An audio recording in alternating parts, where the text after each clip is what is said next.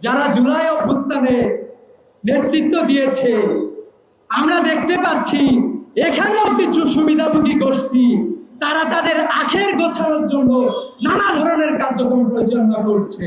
ষড়যন্ত্রকারীদের ষড়যন্ত্র বাস্তবায়ন হবে না, হবে না, হবে না।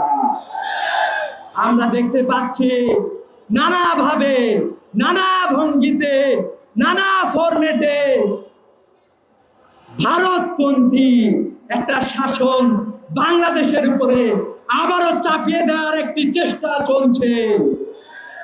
আমরা জুলাইয়ের শক্তিদেরকে, জুলাইয়ের যোদ্ধাদেরকে বলতে চাই, যদি আবার কখনো কেউ বাংলাদেশের মানচিত্র নিয়ে ছিনিমিনি খেলতে চায়, বাংলাদেশের জনতা তাদেরকে শক্তিশালী জবাব দেবে।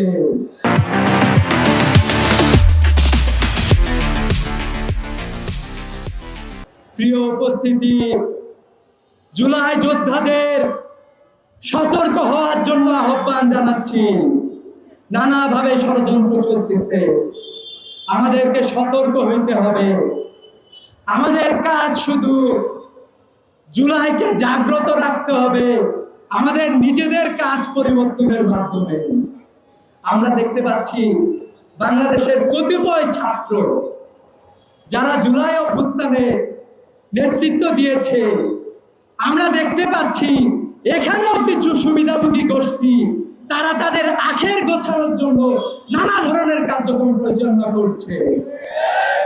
আমরা বলতে চাই, জুলাইকে এত সস্তায় আপনারা বিক্রি করবেন না।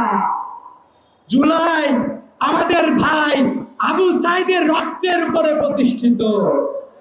জুলাইয়ে আমাদের অসংখ্য শহীদ এবং গাজীদের বিনিময়ে আমরা এই মুক্ত স্বাধীন বাংলাদেশ পেয়েছি। এই রক্ত, এই জীবন দিয়াকে আপনারা সামান্য মূল্যে বিনিময় করবেন না। সংগ্রামী উপস্থিতি, ইসলামী ছাত্র শিবির চায় একটা সত্যিকারের পরিবর্তন, এবং সেই সত্যিকারের পরিবর্তন শুরু হবে ছাত্র সমাজের মধ্য থেকে, ইনশাআল্লাহ। আমি বাংলাদেশের ছাত্র সমাজকে, বাংলাদেশের সকল বিশ্ববিদ্যালয়, সকল শিক্ষা প্রতিষ্ঠানের যারা দায়িত্বে আছেন তাদেরকে বলতে চাই, জুলাই বিপ্লবের যে দাবি ছিল বিশ্ববিদ্যালয়গুলো ছাত্র সংসদের মাধ্যমে, ছাত্র নেতৃত্বের মাধ্যমে বিশ্ববিদ্যালয়গুলো পরিচালিত হবে, অতি দ্রুত সকল বিশ্ববিদ্যালয় ক্যাম্পাসে ছাত্র সংসদ নির্বাচনের দাবি জানাচ্ছি। যারা ইনিয়ে বিনিয়ে বলার চেষ্টা করছেন ছাত্র সংসদ নির্বাচন দরকার নাই, আমি বলতে চাই, আপনারা আবারও ফ্যাসিবাদকে প্রতিষ্ঠা করার স্বপ্ন দেখছেন।